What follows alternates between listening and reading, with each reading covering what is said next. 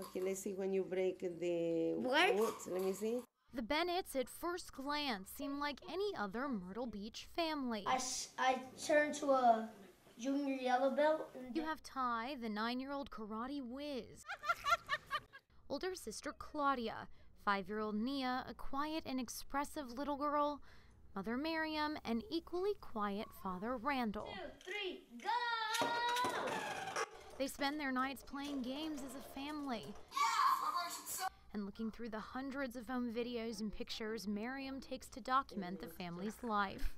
At least I can see now. But for months, Miriam didn't look at these mementos. It was just too difficult. Go, Jada. Go, Jada. Another family member in the images, Nia's twin sister, Jada, is no longer with them.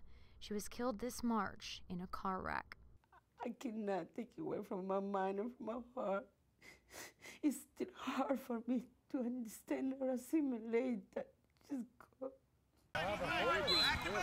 It was a Saturday afternoon, March 31st, when the family was last together. A rainy morning had changed their plans. He had a soccer practice and he was canceled. And that's why the reason they were going home. Randall set out with the twins on the routine drive down Highway 501. It normally takes 15 minutes. What happened next was anything but routine. At least one person is dead from a multi-vehicle accident today in Horry County. A tractor-trailer slammed into the Bennett's SUV, pushing them into the minivan in front of them. With such force, they traveled almost a mile before hitting a ravine.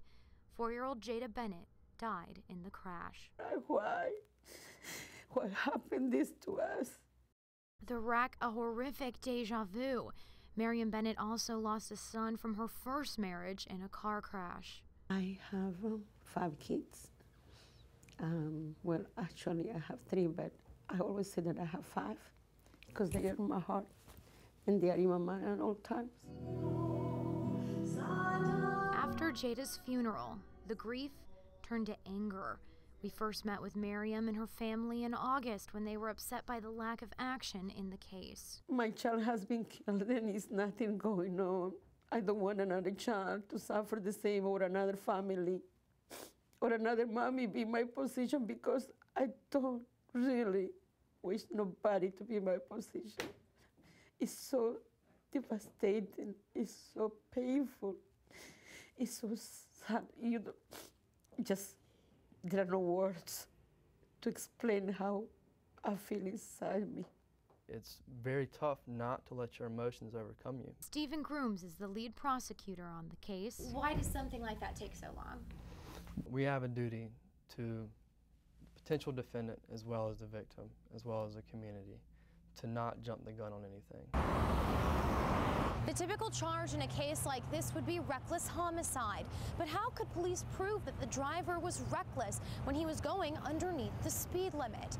It was raining that day, and police could argue that the truck driver was going too fast for conditions, but would that be enough in court? Then, another development in the case. It had to do with the driver's cell phone. There's 1, 2. Just the interview of a driver, Vicente Varola Rodriguez. The following is from the Highway Patrol's Multidisciplinary Action Investigation Team, or MATE report. How about cell phone? Nah, no, I talking to my wife before I start because she doing my taxes. She called me about my return and everything. Yeah, and that's it. Well, if you called your wife this morning, why is it not on your phone? No, I delete because my wife called me. Yeah, I called my best friend and girlfriend from Massachusetts to tell her what happened too. I don't want my wife. I'm going to divorce. I don't want her to see her. So you delete your whole phone history. But why would you not let us see it before you deleted it? To me, that's kind of like you're trying to cover up something. Phone records pulled by Highway Patrol showed Rodriguez was on his phone at the time of the crash. A new federal regulation went into effect this year, banning handheld devices, like cell phones, in commercial trucks. From what you've seen on the phone records, do you think it's pretty convincing? I would say it was one of our major building blocks when I talked about earlier about reaching that level of recklessness. It is certainly a major factor that cell phone was a big player in this accident. November 14th, 7.5 months after the crash, the Highway Patrol and Solicitor's Office obtained an arrest warrant for Rodriguez for reckless homicide. He lives in Florida and has to be served and then given the opportunity to turn himself in. Meanwhile, civil lawsuits have begun popping up against Rodriguez and Hart Transportation, the trucking company. They include a wrongful death lawsuit in federal court for Jada Bennett. Hart has responded, denying the claims. This was just totally preventable. It did not have to happen. Another lawsuit seeking damages was filed in Horry County by state senator and lawyer Luke Rankin. He represents Terrence Johnson, the driver of the minivan in that crash. Rankin says the crash on 501 this spring is another piece of evidence in a different case he's fighting. He's pre-filing a bill that would add distracted driving by cell phone as a cause for reckless homicide. He also hopes a cell phone ban comes to the state soon. Why is it any safer for a non-professional truck driver or long-distance hauler? Why is it any safer for you and me to be driving on the cell phones than it is for them?